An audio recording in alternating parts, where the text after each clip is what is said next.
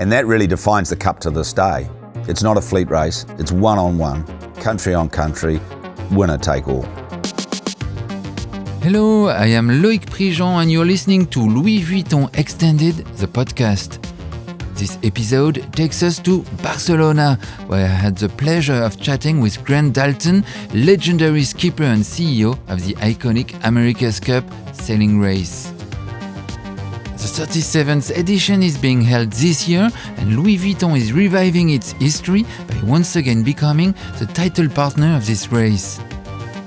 We talked about technology, adventure, Grant Dalton's background, the value of sailing, and of course, the oceans. I hope you will enjoy this episode. I know you will enjoy this episode. Bonjour, Grant Dalton. Thank you for being with us. Bonjour, and thank you for the opportunity. It's great. Is it true that sailors are all very good swimmers? Well, I don't know what about most sailors, but it's interesting that I actually couldn't swim until recently, probably 20 years ago, when I finished ocean racing. And I could float around, but I would never be able to swim to shore. And then I did a triathlon competition, which required swimming. So I actually had to learn. So I was around the wrong way. I was born in front of the seaside and only learned at 20 years old when I moved to Paris. Yeah, it's funny. Sometimes it works like that. And now the point about yachtsmen not being good swimmers is we're supposed to be on the water, not in the water. Right. Do you remember your very first time sailing? Absolutely. I mean, it was different back then, right? And we had a place in the seaside, and my father used to use me as his excuse so he could go to the pub. So he would basically push my boat off the trailer onto the beach so I could go sailing for the day, and then he'd go with his mates to the pub. So I actually do remember it, and being terrified too. How did you learn? And there was no sailing schools or anything back then, and so I was self-taught. And you read all the books you could, read on how to sail and get better and performance and all those things. But really, in those days, it was very much self-taught. Do you recall the moment where you knew you would devote your life to sailing? Yeah, I think lots of people can track a particular moment, which becomes their sort of destiny moment. And for me, and I came from a sailing family, so I was involved anyway. And I was already sailing at a reasonably high level when I was about 20 years old. And I live to this day in the same house that I grew up in, right on the seaside in Auckland Harbour. And there was a race which was in its second edition. It was called the Whitbread Round the World Race. And it had 4 stops. And one of those was from Cape Town to Auckland through the Southern Ocean. And this race was coming into Auckland. We were reading about it in the newspaper, and I was really fascinated by it. And I was sitting to watch the boat arrive, the first boat arrive, and it came round the corner into the harbour with this big, huge yellow spinnaker. Well, it seemed huge in those days, with this big condor in the spinnaker. And it was a moment, and I can recall it just like yesterday, that I went, that's what I want to do. And I did that round the world sailing for 25 years after that, from that moment. So it was a lifetime decision. Well, I don't know whether it was a decision, it was a lifetime, passion, and you follow your passions, And at that stage, there really wasn't such a thing as professional sailing. And what we didn't know at the time, and I say we because there were others like me, started developing a professional sport that at that stage didn't even exist. So we were right at the very start of this movement of this professional sport. From being a contestant to your position as Team New Zealand's and America's Cup CEO, what is the America's Cup to you? Well, America's Cup's a lot of things to a lot of people. To me, it started sort of differently than it is now, because I come from a round-the-world racing background, and I had no interest in the America's Cup. I basically didn't even like it. And then New Zealand lost the Cup in 2003. And, you lose sporting events, right? The All Blacks lose, the All Blacks win. But they lost it in a way that they capitulated in a country that is very proud of its America's Cup heritage of recent years. And at that stage, I'd just finished 2 round-the-world races in basically 2 years, which is quite a lot. And I'd had a little break. It was actually when I learned to swim. And I had a phone call effectively from the government saying, we've just lost this thing. We realise it's good for the country. Would you come in to run it? And I thought about it for a while. Was I even that interested? And then ultimately, obviously, I did do it. So it started as kind of this feeling that it had to be put right, that a country that is very proud of its sailing heritage should not finish the America's Cup that way. That was the initial motivation. But it changes as you go through. You know, we're into our third edition of trying to win it. So now it becomes very much a winning mentality, win at all costs mentality. What special place does it have in your life now? Well, it's like any sport, whether it's sailing or rugby or whatever, it's all consuming. I mean, it is your life. You sort of have some sort of life outside it, but it's very small. And usually you're in sort of recovery environment so you can go back to work. So it's just an all-consuming I don't say passion. It's probably still a passion, yeah, I guess. To be successful, as you know, many people do in many different things that they do. Yeah, totally. What are the values promoted by the America's Cup, would you say? Well, the values of the Cup have changed, I think, because sustainability is now incredibly important, and they're values that we promote as hard as we can. I mean, this is the pinnacle of the sport, right? This is the arrow tip. And what we do is mimicked down through the sport. So sustainability through hydrogen is a key element for us, particularly here in Barcelona, that believe very much in the blue economy. Diversity is really important to us, and that is through the Women's America's Cup primarily and the Youth America's Cup, because like most sports, and yachting being particularly bad at it, there is a lack of diversity in the sport, a lack of promotion of women's sailing, and there's some pretty good women sailors, believe me, you know. And so our objective long term is and long term being in the next few years, that they're very much at the forefront of America's Cup. So those are values that are really important to us. I think one of the other values is a country to country value, that we're promoting an event where country versus country, New Zealand versus Switzerland versus France versus America versus Italy. And that's reflected in the rules. The America's Cup's unique in its format that we are the defender, but we're also the organiser. We don't answer to anybody, no FIA, no FIFA, nobody. It's just us. So we can make the rules anything we like. And if we decide to make them unfair, which is what the Americans did for 132 years, then you'll hold on to it. But if you make them fair, which is, I think, a value to us, we'll only hold on to the cup if we're good enough. And that's how it should be. Independence. Could you recall the history of the America's Cup for us? It's the race of races in the sailing sport. It's defined by a very famous saying of Queen Victoria in 1851, when the yacht America defeated the other challengers around the Isle of Wight. And after America finished, she asked the bosun on the boat that she was watching the race with Prince Albert, who was second. And the bosun famously said, "There is no second, ma'am." And that really defines the cup to this day. It's not a fleet race, it's one-on-one, country on country, winner take all. Could you sum up the main rules? Well, the rules are interesting because they're actually controlled, and this is where it gets a little bit murky. And the America's Cup, as we all know, is very murky. The initial rules are defined by a deed that was written in 1857. 1857, I mean, they're very much we're the same age as Louis Vuitton. It is. Where the owners of that yacht America, or the last surviving owner, wrote a deed where he took this 100 guinea cup, which is now the America's Cup, and he deeded it to the New York Yacht Club. And he wrote a set of rules, basically on parchment paper, with a pen. And those rules were, that you had to be from another, that the challenger could challenge with 10 months' notice. He needed to be in a country with an arm of the sea, which has given Switzerland its own problems, and a certain number of rules. But one of the things he said, as we live to this day, is that the defender, the owner of the cup, makes the rules. So you can move within those rules that are written way back in 1857. And so each time, and it's one of the good and the bad things about the cup, each time the defender can rewrite those rules. They never live longer than each defender. And this time we've written certain rules that have allowed the event to be free to air. There's no pay TV, it's all free to air, it's free on the internet. We don't have a grandstand where people pay, they can watch on the beach. And those are rules which I think are fantastic for the promotion and the growth of the sport. You want it to be more democratic in a way?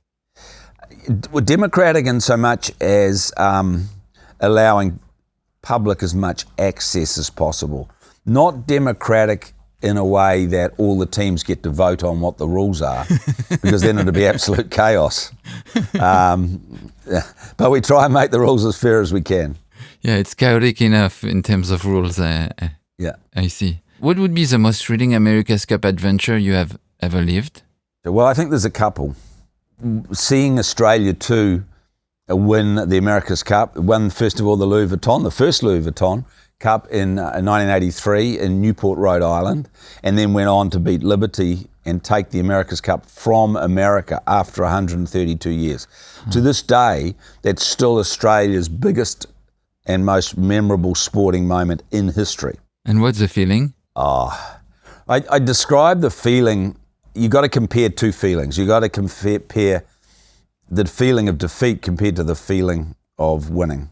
And I think the best way to describe it is that the feeling of winning is just relief that you didn't lose. When you lose, there is this feeling that travels through your body which stays there for days. You are numb. It's like a massive toothache when you wake up and it's just there, and you're a fog and it's just horrible. When you win, you go, fantastic. Did it, great, next. You know, they're completely out of balance with each other, completely out of balance. That's crazy, the human psyche. What are the physical and psychological qualities you need to participate? For a yachtsman, they're different, you know, than obviously for me as a well-retired yachtsman. There's two types of, effectively, guys or girls on the boat. There's the actual pure yachtsman. This is different than, say, winning a gold medal, because those boats tend to be all the same, of a particular class of boat. But an America's Cup boat is a technology race. So your typical yachtsman, and a typical is, there isn't many typicals because there's only a dozen in the world that are good enough, is not only got at least one, possibly two, maybe more medals. In Ben Ainsley's case, he's got 4 gold medals, but he has a fantastic understanding of physics and of mechanical engineering and the things that are needed in the computer input of the boat to make it fast. And they're rare. Those people are very rare. So that's the type of yachtsman you need. The other type you need is just the power, because the boat has to be powered. And for this cup, we power the boat with cyclists because they can produce more kinetic energy for the hydraulic systems compared to, you know, arms have this much power, legs have 30% more. So they're a different type of, they're not pure cyclists usually, because a pure cyclist is too small. They might be able to climb fast on a bike, but they can't put enough horsepower or wattage into the pedals on a boat. So they tend to be bigger guys, rowers, rugby players, sometimes cyclists, but if they're cyclists, they're track cyclists. You know, there's the guys with the big legs and the asses that look like ducks. They're the sort of guys. So there's two types of people that sail these boats. So you need mathematicians that are rugbymen. Yeah, I think the way to think about it is this. We have 150 people in our team, 12 sail. Oh, wow. Only 12. People think of us as a sailing team, but we're not. We're a technology organisation that happens to go sailing. An example of that would be our hydrogen boats that we've produced, which run only on hydrogen and will travel up to 50 knots. We just woke up one morning, we said, we've got to do something about all the fossil fuel that we are burning in our chase boats because the yachts are travelling so fast. So we invented hydrogen chase boats, and they're here in Barcelona. We decided that we were interested in breaking the world land speed record, sailing land speed record, which you think of a little, you know, something you might have at the beach, you know, but this is like looks like a missile with this special design wing. And we went to the desert in Australia 18 months ago, and we lifted the record by about 30 kilometres an hour, and it's now 235 kilometres an hour, world speed record. So we do other things that interest us as well, because these are very much technology type projects. What kind of psychological endurance you need for these sports? Can you recall a specific moment when mental resilience was key to handle a high pressure situation? Are we talking about yachtsmen, or we're talking about in just generally in the organisation? Is a yachtsman? Yeah, well, I mean, if you've won gold medals, multiple world championships, which our guys have, and so have our opposition. You're already in that space of being able to handle pressure. You cannot be at the top of any sport without being able to absorb pressure. So that's not something you learn when you come to the America's Cup. It's something that's already in you and you can do, otherwise you wouldn't make it to this level. Grant, could you tell me about Barcelona? Why is it the city welcoming the 37th edition of the America's Cup? Yeah, I'm often asked the question of why do we come to Barcelona? There's a number of reasons. The first is you got to sort of start in New Zealand before you get to Barcelona. And the last Cup was successful in New Zealand, but it was New Zealand, which is our country and which is, you know, there's no one over the age of 5 years old that doesn't know about the America's Cup in New Zealand. But it couldn't expand in New Zealand. It's the wrong time zone. It doesn't have the financial muscle. Teams that don't like coming because it's too far. And won and defended the Cup. We needed to do more. So we started a world search for host cities, as you might with any Olympic Games, for example. I mean, we're a lot littler, but the same sort of thing. And this was right in the middle of COVID, like right when countries were locked. So it was almost impossible for us to travel to these different cities. And Barcelona was one of the cities that bid. And I'd been here before, I've raced here before. I started a race around the world from here, actually in 2001. And when I eventually came here in March 22, having been to Saudi Arabia before that, and Malaga down the coast here, it was obvious straight away. I mean, it's got the conditions, it's a great city, it's a jewel in the Mediterranean, the facilities they were offering were fantastic, but there was way more. The thing that got it was there's this feeling in Barcelona, and that feeling is come from the Olympics in '92. Not many cities in the world still effectively use their facilities and feel what the Olympics did to them. I mean, if you use Beijing as the example, I don't even know whether they ever use the facilities now. Sochi would be another example. And Barcelona was looking to recapture that spirit that existed in the Olympics. And you can feel it when you're in this city and when you're dealing with the different people, through their volunteers, for example. And I sensed that, and it was only a sense at the time, because I was only here for a couple of days, that would be the defining element. And we chose Barcelona basically because of that. What's to expect this year?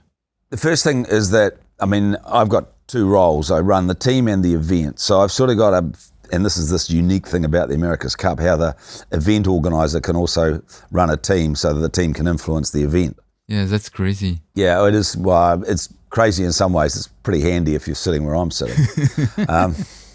I think, first of all, the city is ready. The Olympic port has been rebuilt. They built that originally for the '92 Olympics, but it's now been completely refurbished to take the Youth and Women's America's Cup and all our hospitality. One of the advantages of Barcelona is you can sail very close to the shore. The water's very deep. And that's fantastic from a viewing point of view, because there's the most amazing coastline of beaches here. Genius. And the wind direction, just the way it works out, means that the boats race along the shore, in and out. So they're right in front of the public. Wow. We have a large village here where all our sponsors are, including Vuitton, are doing significant interactive displays. I mean, they're not just trying to sell you a car. You can interact with simulators and different experiences. So I think that it's important for us in our promotion of the America's Cup to make it very inclusive. And I think that's a key word to us, an inclusive America's Cup. So this means if I go to Barcelona, I can really witness the race. It's going to be in front of me. It's going to be absolutely in front of you. And that's new, because if we use, the last time the Cup was in Spain was Valencia, we sailed a long way out. Nobody saw anything. You had to be on a boat to go and watch. And, you know, if the boat, it was a bit rolly for a few hours, that was a bit, you know, so now you don't have to do, you can be on the beach on your phone. There's fan zones down the coast a little bit with big screens. So it's very much to include people without having to go to the water. Now, some people will go on the water. That's quite normal, and it's quite part of the experience. But it's more, it'll be the masses of people, the beaches, the fan zones, the village, interacting with the team bases, the boats when they come in and out of the harbour. It's free and easy to access. I love it. The America's Cup in 1983 was the first ever sports partnership for Louis Vuitton. Why does Louis Vuitton's return as a title partner feel so natural? What does it bring to the race, you would say? I've grown up in my history with the America's Cup with Vuitton. It's been there right from the start. So Louis Vuitton coming back is completely natural for me. And it stamps a mark of not only authority, but of prestige and of recognition of the America's Cup as the premier event. I mean, it's the premier brand in the world and it's the premier sailing event in the world. And the two have merged and fused for so long that now they're back. I couldn't be more delighted. Having dealt with Louis Vuitton myself personally since 2003, wow, that long. It's like a welcoming back of the family for me. Oh, wow. The America's Cup is compared to Formula One. Do you know why? Yeah, there's often this comparison of Formula One and America's Cup. I think until very recently it's been a cliche and really it hasn't really been that close. That's changed. It's changed because the technology going into these boats is so high, but it's mainly changed because two of the significant Formula One teams are in the America's Cup. Ineos team, which is Jim Radcliffe's team, and their boat is 100% designed within the Mercedes F1 organisation. So that you couldn't get more Formula One than that. Red Bull Alinghi is part of the Red Bull stable of brands, obviously, but also linked to their Formula One team. So we looked at this because it's a worry for a team like ours that isn't associated with the Formula One team, that they know things that we don't even know exist, let alone, would go and find from a technology point of view. We decided that for this edition, we probably were far enough advanced in our design process with the people that we had that it would be a disruption to look outside. So I think, next time, whatever that might look like, Emirates Team New Zealand will start to look towards that Formula One team partnerships as well. It's super interesting. Could you share an example of a recent technology that made a significant impact on the race? America's Cup and sailing as a result of the America's Cup is heavily impacted in the last 10 years. The big change was foiling. I'll give you an example. When I first started doing the America's Cup, first one was in 2007 in Valencia. We did about 10 knots, let's call that 18 kilometres an hour, maximum. That was it. Now we're doing over 100 kilometres an hour. What? Yeah, I mean, it's like you can't even compare the sports almost. That's the technology that we've brought to it. And we kind of, I'm going to say invented foiling, but we sort of stumbled on it really in 2013 when we were in San Francisco. And that's revolutionised the sport. And it's also meant that it appeals to a younger demographic, which is important for us because they want to go fast, they want things to happen quickly, instant gratification. And foiling has done that. So that's the biggest revolution in sailing in probably the last 100 years. Oh, wow. So it's ever evolving because this is like less than 20 years ago. Yeah, well, that's more than an evolution. That's a revolution. And it will evolve now for a period of time. I don't know. That might be 10 years. And then there'll be another revolution. I don't know what that revolution is. I wish I knew so that we could do it first. But the revolution has happened and now we're evolving that revolution. Not knowing is part of the game, I guess. Would you say that the seas and oceans were life teachers to you? Absolutely, the sea and the ocean was a life teacher. Now, one of the things that I've observed, which is kind of contrary to the conventional sort of wisdom of the day, when I started racing around the world in 1981, was the first time I raced all the way around the world. There was no sea life, nothing. Uh-huh. And I remember coming across the Atlantic in the night one time and in the fog, and we were sailing through for 8 hours. We sailed through this massive oil slick, like thick mud oil in the North Atlantic. Wow. Now, my last round of the world race was, still a fair while ago now, but in the period of time of 20 years, I noticed a massive increase in wildlife. Whales, seabirds, albatross, tuna, dolphins, all the things that people talk about that are reducing. My observations are completely the opposite. I've seen that the conservation work that has been done and the moves to help the ocean health are working. So I'm sure there's a number of professors that statistically could tell me somehow I'm wrong, but I'd ask them how many times they've sailed around the world and observed it from all the oceans. When you sail around the world, you travel through a number of the oceans, so you get a pretty good feel for it. Do you think international sailing competitions like the America's Cup can contribute to raising awareness about marine conservation? I absolutely think they can raise awareness for marine conservation, and it's part of our responsibility, frankly. Here in Catalonia and Barcelona, it's a very important subject to them. We contribute quite heavily to a sustainability program called Sotomar, which is rejuvenating of the sea life around the port through artificial reefs. So we're a financial input into that. Through, as I was saying before, through our hydrogen, which it takes all fossil fuel off the water. And will the marine industry be powered by hydrogen in the next 10 years? Probably not, but it's a start. And at the very top of the sport and at the top of the marine industry, if we can show the viability of hydrogen and the elimination, not reduction, elimination of fossil fuel, then we are absolutely helping conservation and the oceans. That's magic. I love it when a sport changes so much, so radically. Yeah, it has changed dramatically. Thank you so much, Grant Dalton, for taking the time this morning. It's a pleasure to talk with you. Thank you. Thanks for the opportunity. Merci beaucoup. Merci beaucoup. I've been following Louis Vuitton for a few decades now. What I noticed through the years is that this America's Cup is really something that makes all the team super proud. It was super humbling to talk to him and super humbling to see how a sport can evolve so radically in the course of a few years. And it takes a few years and a lot of technology and everything changes. And I can't wait to see this year's edition. Thank you for listening to this episode of the Louis Vuitton podcast, Extended. I'll be inviting you soon to discover new stories in the company of visionary personalities.